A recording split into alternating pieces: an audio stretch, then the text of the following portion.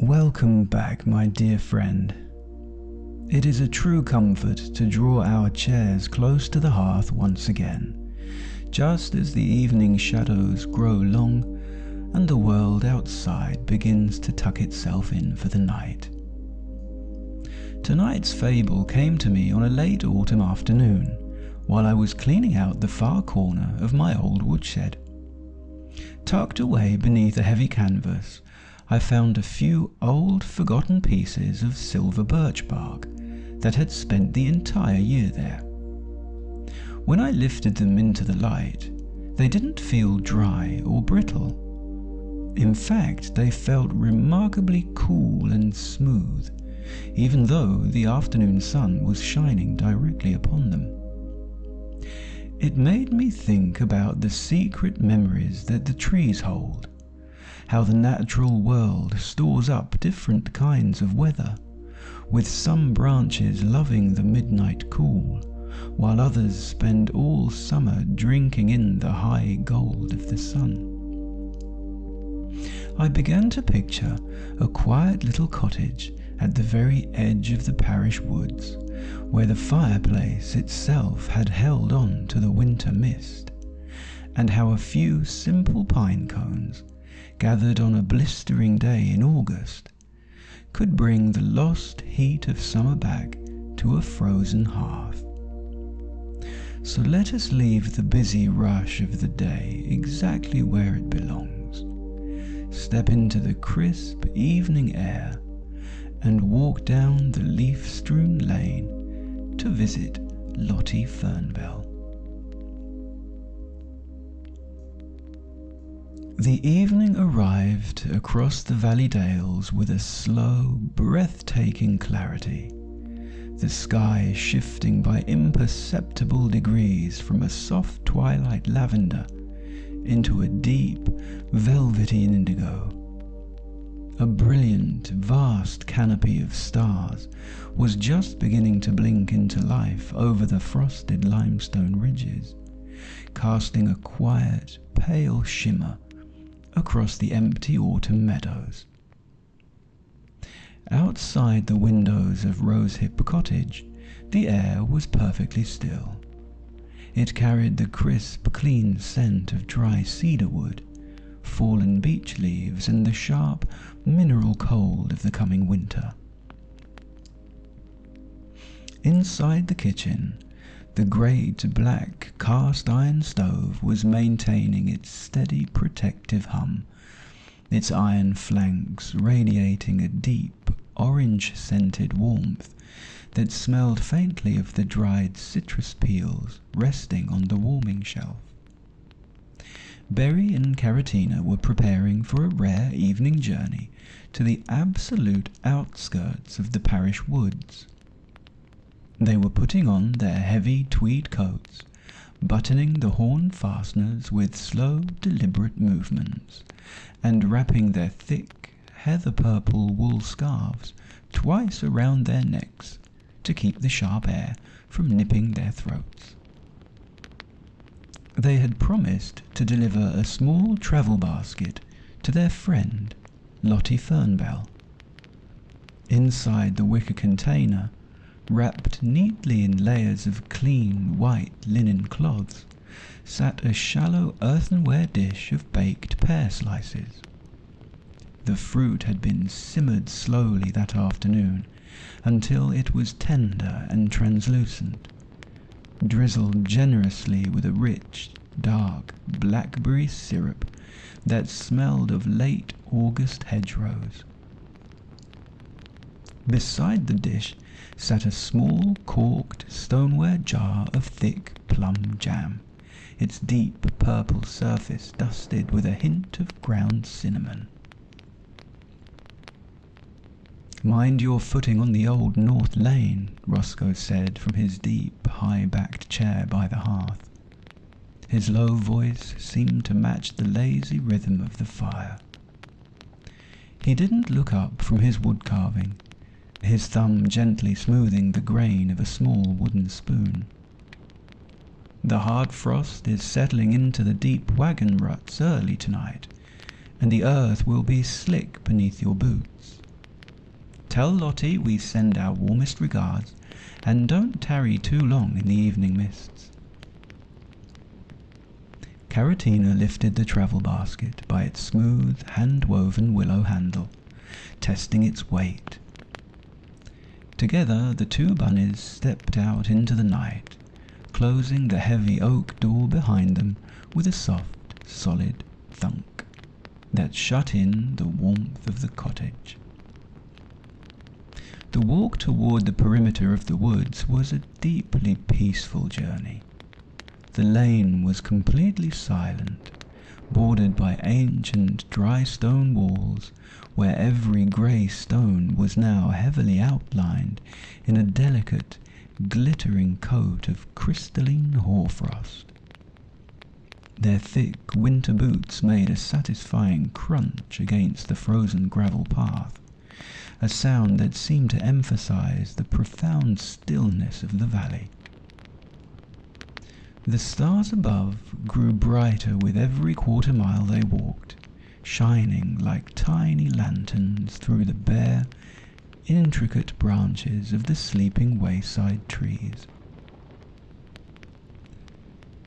As they neared the shadow of the great parish forest, where the ancient trees grew thick and tall, they spotted the welcoming round windows of Lottie Fernbell's home. Her cottage was built with exquisite craftsmanship, inside the base of a massive ancient silver birch stump. The pale, papery bark of the stump gleamed like polished pewter under the starlight, its natural dark markings looking like tiny painted windows. A thin, perfectly straight ribbon of pale blue smoke drifted lazily from her miniature stone chimney, rising up into the quiet night sky without a single wobble, signalling that the wind along the forest floor had gone completely to sleep. Berry extended a paw and knocked gently on the low timber door, the sound muffled by his thick wool mitten. Almost instantly the door swung inward with a crisp click, revealing the interior of the little birch stump. "Oh, Berry, Caratina, what a wonderful, magnificent surprise," Lottie Fernbell chirped merrily. She was a tiny, cheerful field mouse, with bright, intelligent black eyes that reflected the light like polished obsidian, and a neat crown of soft grey fur between her ears. As the bunnies stepped across the threshold, their long ears naturally tilted forward, expecting to be met by the usual roaring wave of kitchen heat that normally filled a valley home on a freezing November night. Instead, the air inside the cottage felt remarkably crisp, thin, and refreshing, almost exactly like stepping into a clean, deep limestone cave in the middle of autumn. Yet Lottie was completely unbothered by the chilly draft. She was humming a sweet, low, traditional valley tune, looking perfectly cozy, wrapped in her grandfather's heirloom thistledown waistcoat. This special vest was a masterpiece of old-world tailoring, lined with thousands of individual strands of the ultra-plush, insulating silk harvested from wild autumn thistle pods. The material trapped her body heat so perfectly that she felt as though she was sitting under the high midsummer sun, even though her breath rose in faint, smoky plumes whenever she spoke. Come in. Set your basket by the table and look at the magnificent light I have in the hearth tonight," Lottie said, gesturing proudly with a tiny paw toward her grand stone fireplace. The bunnies walked into the centre of the room and stopped dead in their tracks, their long velvet ears twitching in absolute silent astonishment. A crackling fire was roaring over the iron grate, its split logs shifting and settling with familiar pops and snaps. But the flames themselves weren't the usual warm orange, amber, and deep brick red. Instead, the fire was burning with a brilliant, luminous, ethereal silver blue light. It cast a beautiful cool glow across the entire room, illuminating Lottie's long wooden workbench, where dozens of glass ink bottles, porcelain mixing cups, and bundles of dried botanical herbs stood in neat rows. The light was incredibly steady, far clearer and sharper than the flickering flame of an ordinary candle or tallow lamp. It made every detail of the room, every tiny grain of the pine table, every hand-written label on her jars, stand out with perfect clarity. Caratina stepped closer to the stone hearth, instinctively extending her paws to warm them after the long walk down the frosty lane. She paused, her nose working rapidly as she sniffed the air. Then she gasped softly and took a step back, looking down at her paws. "Berry, look," she whispered, her voice dropping into a tone of quiet wonder. When she held her paws within a few inches of the stone mantel, there was absolutely no heat radiating from the wood. The stones themselves felt like smooth river ice, pulled from a January creek. The silver-blue fire gave off a magnificent, steady illumination to see by, but instead of warmth, it threw off a crisp, cooling draught that circulated softly around the floorboards. In fact, the draught was so cool that the water in Lottie's ceramic wash basin, sitting just 3 feet from the hearth, had begun to form a thin, delicate skin of clear ice that crackled like parchment when touched.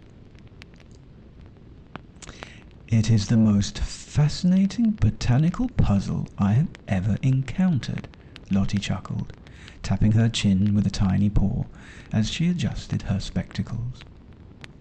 "I gathered this load of kindling yesterday afternoon from the deepest part of the mist hollow, where the rare silver bark willows grow. I wanted a bright, clean light so I could finish sketching the delicate labels for my winterberry inks, and this willow wood gives a light that looks like pure starlight captured in a room. But as you can see, my ink pots are freezing solid before they can even reach a simmer. The cold from the hearth is so strong that I cannot get the juice to boil, no matter how many logs I pile onto the grate." Berry walked over to the hearth, peering closely at the pale, icy blue embers that glowed silently beneath the logs. He could see that there was no sadness or distress in the cottage, just a beautiful, strange mystery of the forest. He reached into his coat pocket, his mind turning over the ancient wood lore Roscoe had taught him during the long winter evenings by the stove of Rosehip Cottage. He knew that the trees of the valley held deep secrets within their grain, and he was determined to help his friend find the missing piece of the puzzle. Caratina stepped away from the fireplace and moved toward the tidy timber alcove built into the curve of the birch wall, where Lottie had neatly stacked her newly gathered logs. The wood was piled with beautiful precision, each piece split cleanly down the center. Caratina reached down, her wool mittens slipping off so she could feel the texture, and lifted a small length of the silverbark willow. It was a remarkably beautiful piece of wood. The outer bark had a smooth, satin-like sheen, a pale silvery grey that caught the ethereal blue glow of the hearth and reflected it like a mirror. But to the bare touch, the wood was completely dry, yet it held a strange, deep, and unyielding coolness that seemed to vibrate right through the grain. It felt exactly like a stone pulled from a shaded mountain stream that never saw the sun. "Look closely at the rings, Berry," Caratina said softly, tracing the tight, concentric circles with the tip of her paw. "They're packed so closely together. It's completely dry, yet it holds the physical memory of the frost." Lottie hopped onto a small wooden stool, her long tail tucking neatly behind her as she peered over Caratina's shoulder. "The silverbark willow is a water-loving tree, you see," she explained, her voice filled with the pure enthusiasm of a botanist. "Its roots grow deep beneath the thick moss line of the mist hollow, right where the autumn fog stays thickest and never truly lifts, even at noon. It seems the wood itself drinks in the chill of the damp earth all through the changing season, storing that moisture and cold deep inside its fibres as it prepares for the winter sleep." "It's an extraordinary light for your sketching, Lottie," Berry observed, walking around the wooden workbench. The silver-blue illumination was so perfect that it eliminated all shadows, making every bottle of botanical wash, every bundle of dried ferns, and every tiny glass dropper stand out with absolute crisp definition. But a fire needs to do more than just show us the room. It has a duty to make the hearth comfortable enough for your work. A fire without heat is like a song without a voice. Caratina tapped her chin, her long velvet ears tilting to the side as she unlocked a memory from the old forestry logs kept in the deep dresser drawer back home. "Willow is a tree of moisture and deep shadow," she murmured. "Roscoe always says that when a wood burns cold, it isn't broken or ruined, it's just unbalanced. It has plenty of the winter mist inside its heart, but it needs a partner element to unlock its hidden warmth. It needs something that spent its entire life drinking in the high, dry heat of the summer sky." Berry's nose gave a whiskerful twitch 3 rapid times, a bright flash of understanding lighting up his large, dark eyes. He looked back from the cold blue embers over to the wicker basket they had brought, then back to Caratina.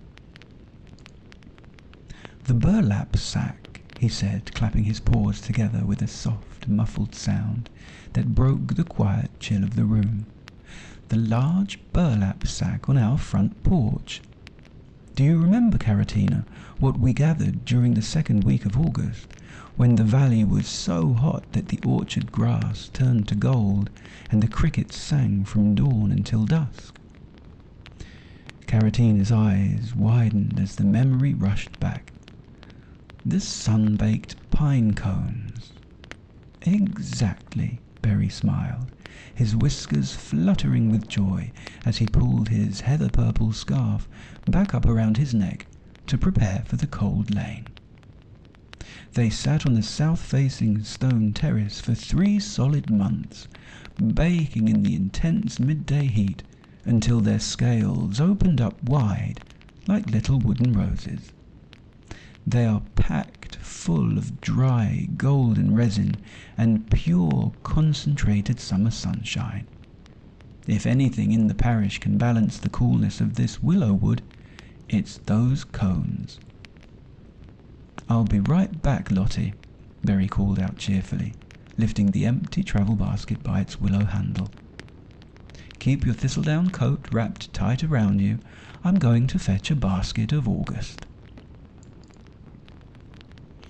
The walk back to Rosehip Cottage under the brilliant, crackling canopy of stars was carried out at a swift, purposeful pace. The midnight blue dome of the sky seemed to hum with the deep frost, and Berry's breath preceded him in long, rolling plumes of thick, white steam that hung in the air for seconds after he passed. He kept his head down against the biting north breeze, his boots making that brisk, satisfying crunch along the silver-rimmed ruts of the lane. Arriving at his own garden gate, he hurried up the wooden porch steps, his slippers waiting inside, but his mission keeping him out in the cold. There, tucked neatly behind the main winter woodpile, where the air stayed dry, was the large, heavy burlap sack. When Berry unknotted the twine binding and pulled back the rough fabric, the scent that greeted him was an absolute revelation. Even in the middle of a November freeze, the sack emitted the deep, rich, intoxicating perfume of baked pine resin, dry forest earth, and the heavy, lazy heat of a mid-August afternoon. He loaded his wicker basket to the very brim, selecting the largest, heaviest pine cones he could find. Each one was completely dry, their scales stiff and light, holding months of intense valley sunshine stored deep within their small woody frames. They felt light and clean, smelling of long, sun-drenched days. When he returned to the birch stump cottage, his cheeks flushed from the cold, Lottie and Caratina welcomed him with open paws. The little mouse had cleared a small circular space on her workbench, and her frosted earthenware inkpots were still waiting patiently by the beautiful icy blue light of the hearth, their purple contents frozen into smooth, solid discs. "Let us see if the old valley law holds true," Caratina said, taking 3 large pine cones from the basket with slow, careful movements. She stepped up to the stone hearth. The silver-blue flames were still dancing silently over the willow logs, throwing off their cool, refreshing draught into the room. With a steady, deliberate hand, Caratina reached forward and placed the sun-baked cones directly into the center of the icy embers, right at the base where the split willow logs met the iron grate. For a long, quiet moment, absolutely nothing happened. The pale blue light washed over the brown, open scales of the cones, and the room remained perfectly still, the only sound being the low ticking of Lottie's pocket watch on the bench. Then, with a sudden, sharp, and incredibly distinct crack, the first pine cone split open in the heat. A tiny, brilliant bead of golden amber-coloured resin bubbled to the surface of the cone. The very instant that concentrated summer resin met the silver-blue flame, a marvellous, sweeping transformation began to ripple across the entire hearth. A low, deep whoosh rose from the throat of the stone chimney, like a sleepy giant drawing a deep breath. The pale, icy blue colour began to soften shifting beautifully into a rich, warm lavender, and then within the span of 3 heartbeats, into a magnificent roaring furnace of deep amber and molten gold. The transformation was absolute. A wave of immense radiating heat rushed out from the stone fireplace, breaking through the chill of the room like the morning sun melting the river ice. The stones of the mantel instantly lost their frost, turning warm, dry, and wonderfully smooth to the touch. The balance had been restored, the summer sunshine had unlocked the winter wood, and the cottage was finally wonderfully warm. The transformation inside the birch stump cottage was deeply comforting.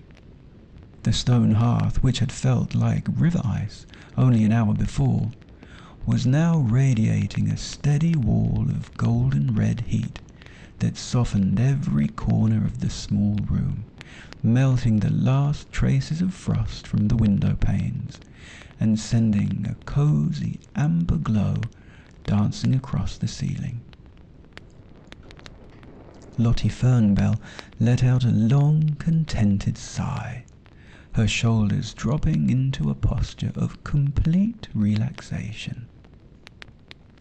She didn't need to pull her thistledown waistcoat quite so tightly around her anymore. She gently unbuttoned the top wooden fastener, letting the warmth of the room wash over her grey fur. Moving with cheerful precision, she adjusted a small iron trivet directly over the newly balanced fire. On top of it, she placed her heaviest earthenware ink pots, which were filled to the brim with a deep purple crush of autumn elderberries, wild snowdrifts, and ground oak galls. For the next hour, the 3 friends sat in a quiet, meditative circle on the low wooden stools, watching the magic of the valley's nature do its slow, beautiful work. Under the influence of the sun-baked pine cones, the icy blue willow wood had settled into a marvelous, rich lavender flame, a perfect blend of the summer sunshine and the winter mist. Slowly, the thick purple juices inside the pots began to respond to the radiating heat. A tiny, lazy bubble rose from the bottom of the earthenware pot, travelling slowly through the dark liquid before reaching the surface with a little pop.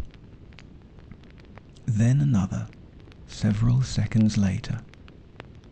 A thick, sweet, deeply satisfying aroma of cooked forest berries, warm wood resin, and wild clover rose into the rafters, filling the birch stump with the very essence of a cozy autumn harvest. "It is absolutely perfect," Lottie whispered, her voice filled with quiet reverence as she used a small glass rod to stir the simmering ink in slow, rhythmic circles. The pine cones didn't destroy the willow's starlight, they just gave it the strength to warm the room. The colour is magnificent. I shall call this batch Hearthside Lavender Blue. She carefully lifted the pot, using thick canvas pads, pouring the rich, steaming liquid into a row of tiny glass vials. Each one was sealed with a small cork, pushed down with a satisfying, airtight thunk. As a token of her immense gratitude, she placed 2 beautifully labelled bottles of the new ink into the bunny's wicker basket, alongside a small bundle of hand-dried chamomile flowers that she had gathered from the sunny banks of the stream back in June. The mystery had been solved, not by fighting the cold wood, but by finding the simple natural balance that allowed it to thrive. With the ink safely bottled and Lottie humming happily at her warm workbench, Berry and Caratina buttoned their tweed coats one last time, bade their brilliant little friend a peaceful night, and stepped back out onto the starlit lane. A total blissful stillness greeted the bunnies as they stepped across the threshold of Rosehip Cottage and closed the heavy oak door against the midnight wind. Inside, the familiar sanctuary was waiting for them, completely wrapped in a deep, protective quiet. The great black cast-iron stove was purring with a low, predictable hum, keeping the kitchen at a state of perfect, unchanging warmth that smelled faintly of old pine and dried lavender. Moving with slow, heavy evening steps, Berry placed Lottie's gift of chamomile flowers into the heated ceramic teapot, filling it with the sweet well water they had fetched the day before. The fragrant steam rose lazily into the dark timber rafters, carrying away the last remaining thoughts of frozen lanes and silver birch stumps. They carried their steaming stoneware mugs over to their high-backed armchairs, sinking deep into the plush, familiar cushions. They pulled their thick, heather-purple wool blankets right up to their chinnigans, wrapping themselves in an absolute cocoon of safety and comfort. With every slow, deliberate sip of the warm tea, their bodies felt heavier, settling deeper and deeper into the quiet rhythm of the farmhouse. They reflected on the simple beauty of the evening, how the sun-baked pine cones gathered months ago in the height of summer had been exactly what was needed to balance the deep frost of the winter willow wood. The seasons always found a way to look after one another, and the valley was completely at peace. On the centre of the mantelpiece, the old clock kept up its slow, patient, rhythmic ticking, measuring out the quiet hours of the autumn night. The fire in the stove began to recede,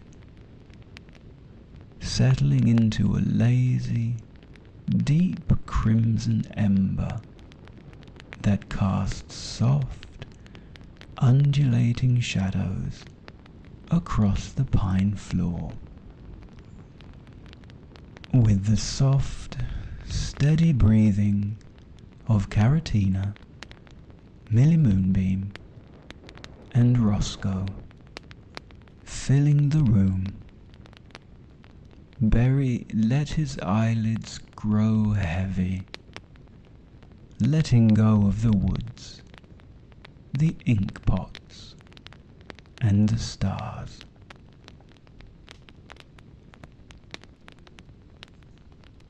As you let your own eyes close now, and you sink deeper into the absolute comfort and support of your own bed, let these gentle thoughts wrap around your mind, sinking in with each slow, quiet breath.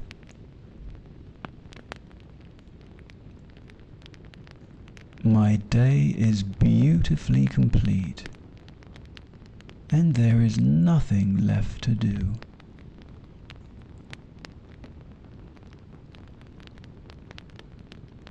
My hands are perfectly still, and my thoughts are slowing down.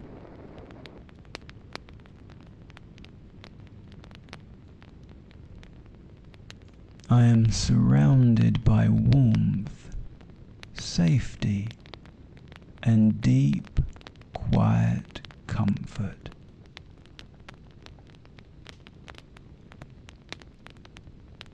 I give myself full permission to let go of the world outside.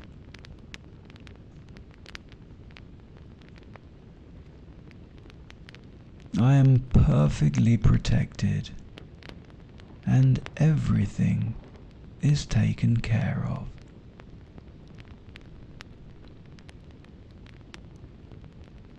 I am ready to drift into a deep, beautiful, and restful sleep.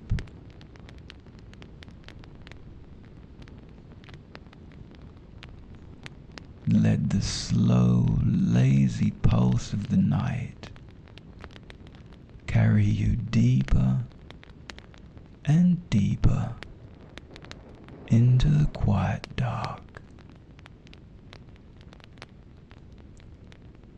The lane is quiet. The ink is simmering. The little mouse is warm. The valley is fast asleep. And you are entirely safe. All was snug. All was well. Night night.